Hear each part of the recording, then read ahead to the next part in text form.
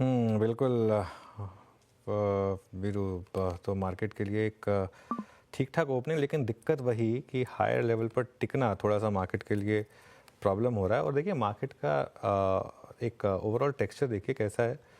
अच्छे नंबर्स पर रिएक्शन थोड़ी म्यूटेड है, लेकिन ख़राब नंबर पे पनिशमेंट देखिए कितनी ज़्यादा। मतलब इंटरग्लोब का स्टॉक अब देखिए आपकी स्क्रीन पर आएगा वापस अब करीब करीब 10% नीचे इस समय ट्रेड कर रहा है। और बिल्कुल ही ख़राब रिएक्शन मार्केट की तरफ से यहाँ आता हुआ। खैर एनीवे, अब एक काम करते हैं, अब ज़रा हमारे पैनल को जोड़ते हैं और ट्रेड्स लेना शुरू करते हैं। आप सभी को गुड मॉर्निंग। गाबा सर बताइए आपका quick single.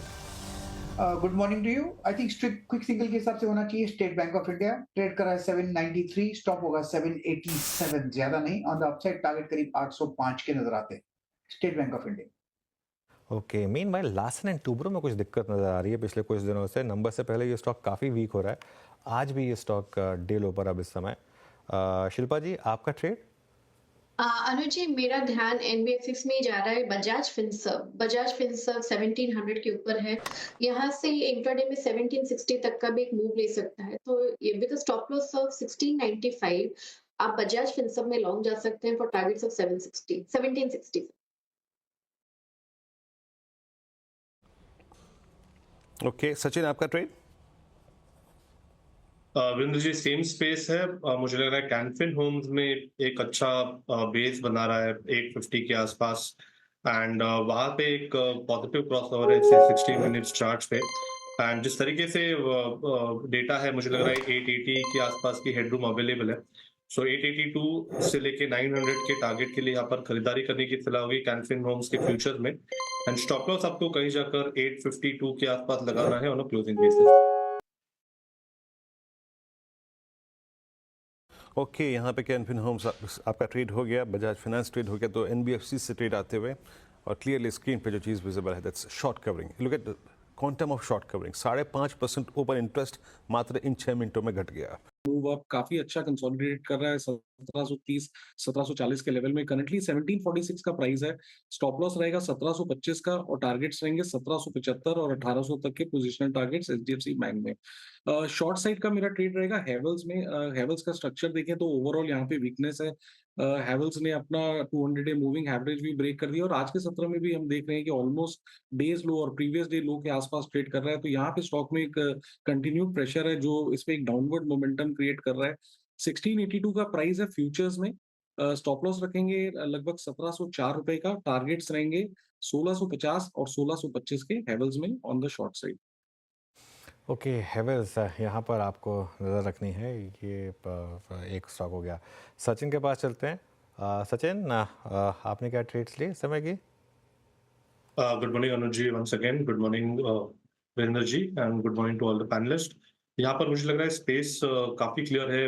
Real estate stocks में शॉर्ट कवरिंग है। एंड वहां पर मुझे लग रहा है गोदरेज प्रॉपर्टीज का भी डेटा काफी शानदार है। पिछले कुछ दिनों से 2900 के आसपास एक बेस बिल्डिंग फॉर्मेशन नजर आ रहा है। एक double bottom kind of structure है। इसका अपर एंड लगभग अराउंड 3040 के आसपास प्लेस्ड है। तो मुझे लग रहा है रिवॉर्ड टू दिस अपॉर्चुनिटी अभी भी काफी शानदार है। यहाँ पर मोमेंटम को चेस करने की सलाह होगी गोदरेज प्रॉपर्टीज के फ्यूचर्स में। स्टॉप लॉस आपको लगभग अराउंड 2936 पे लगाना है। ट्रेडिंग के लिहाज से एक स्विंग बन सकता है अराउंड 3009 अनफोल्ड हो रही है। स्ट्रक्चर के लिहाज से अल्ट्राटेक में एक अच्छी रिकवरी हुई थी पिछले हफ्ते में अपने 200 डे एक्सपोनेंशियल मूविंग एवरेज के आसपास। इसने एक एनगल्फिंग पैटर्न बनाया है एंड अपने शॉर्ट टर्म एवरेजेस को रीगेन कर दिया है इसने। आरएसआई पे भी स्ट्रेंथ बरकरार है। तो यहाँ पर मुझे लग रहा है हेडरूम अवेलेबल है 11400 तक की। ट्रेडिंग के लिहाज से टारगेट है अराउंड 11240 का। स्टॉप लॉस आपको लगाना है 10960 पे एंड खरीदारी करनी है अल्ट्राटेक के फ्यूचर्स में।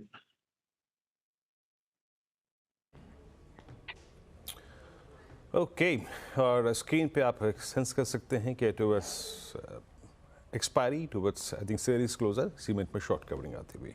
जतिन गुड मॉर्निंग, आपके दो ट्रेड्स। Hi everyone. तो हमारा जो दोनों ट्रेड होगा वो लॉन्ग साइड पे ही होगा। ऑन दी फर्स्ट जो ट्रेड रहेगा वो एमएफएसएल में होगा। तो हमने देखा है कि एक शार्प रन अप के बाद 2 दिनों का कंसोलिडेशन हुआ और फिर से एक next leg of the up move start कर सकता है। तो हमें लगता है कि एमएफएसएल लॉन्ग करके चलना चाहिए। स्टॉप लॉस रखना होगा 1250 का और ऊपर में टारगेट रहेंगे 1325 के। जो दूसरा रिकमेंडेशन होगा वो फार्मा स्पेस में से लुपिन में होगा। तो लुपिन में हमने देखा है कि निचले स्तरों से एक अच्छी खासी रिकवरी आई है। पिछले 2 दिनों का जो पॉजिटिव मोमेंटम था वो आज भी कंटिन्यू है ऑन दी अपसाइड। हमें लगता है कि ये मोमेंटम जो है और भी कंटिन्यू रह सकता है, तो लॉन्ग करने की सलाह रहेगा लुपिन और आपको स्टॉप लॉस लगाना होगा 2140 का और टारगेट रहेंगे 2300 के। तो ये समय लूपिन पर ट्रेड। अच्छा मानस, एक बार कोल इंडिया पे का चार्ट देखिए, क्या कोल इंडिया यहाँ से और मतलब बड़ी करेक्शन की तैयारी कर रहा है? ऑलरेडी 20% तो गिर चुका है स्टॉक अपने हाई से। मॉर्निंग में इसलिए यहाँ पर एक सेल रिकमेंडेशन दिया था क्योंकि 450 के प्राइस चल रहे थे, स्टॉक 200 मूविंग एवरेज के नीचे फिसला था। अनुज जी, मेरा समझना अभी भी यही, मैंने 430 के टारगेट मेंशन किए थे, तो वो टारगेट बिल्कुल पॉसिबल है। लेकिन ये भी ध्यान रखना है साथ में कि अगर हम पोजिशनली बात करें तो ऐसा हो सकता है कि आपको 400 रुपए तक के भाव कोल इंडिया दिखाए आने वाले समय में, तो कॉशियस रहिए और इस गिरावट पे खरीदारी ना करें। कभी कोई उछाल मिले तो लॉन्ग से निकलने की कोशिश करें। जो ट्रेड लेने हैं वो दोनों जी, तो दोनों सॉरी मानस, गो अहेड। हाँ, दोनों शॉर्ट साइड पे ट्रेड रहेंगे। पहला तो भारत फोर्ज, जहां पर आप देखें तो एक छोटा सा कंसोलिडेशन देखने को मिला, आज फ्रेश ब्रेकडाउन देखने को मिला है। 200 मूविंग एवरेज के नीचे चल रहा है, लोअर टॉप लोअर बॉटम्स दिख रहे हैं, तो बिल्कुल क्लियर चार्ट्स हैं। यहाँ पर आप बिकवाली कर सकते हैं। इसके फ्यूचर में बिकवाली करिए 1406 के स्टॉप लॉस से 1345 1345 तक के टारगेट्स पॉसिबल है भारत फोर्ज के फ्यूचर में। और पेट्रोनेट में भी बिकवाली करने की राय रहेगी। अगर यहाँ पर पैटर्न देखें तो यहाँ पर भी फ्रेश ब्रेकडाउन देखने को मिला है, लोअर टॉप लोअर बॉटम पहले से ही दिख रहे थे, तो इसके फ्यूचर में बिकवाली करेंगे। स्टॉप लॉस आपको लगाना है 334 का, 334 रुपए के स्टॉप लॉस इसके फ्यूचर में बिकवाली करेंगे और टारगेट सेट करेंगे 312 रुपए के। और ना सिर्फ प्राइस करेक्शन बल्कि एक टाइम करेक्शन भी इस समय आप देख रहे हैं स्क्रीन पर। कहाँ तक जाएगा ये? क्या ये लेने का मौका है इस समय मार्केट्स में, या फिर अभी भी हायर लेवल पर आपको लग रहा है कि सेलिंग आती रहेगी? गुड मॉर्निंग अनुज। देखिए, बाजार जब अक्टूबर के स्टार्टिंग से जब गिरना शुरू हुआ तो ये लग रहा था कि इस बार एक सिंपल सा करेक्शन नहीं होगा, क्योंकि जो ट्रिगर्स थे, चाहे वो इंडिकेटर्स पे हो चाहे वो ब्रेथ स्टडीज पे हो, वो ये कह रहे थे कि मार्केट्स में थोड़ी सी डीपर करेक्शन हो सकती है। और पिछले 3-3.5 सालों में हमने देखा है कि कई बार 8-10-12% की करेक्शन हुई है।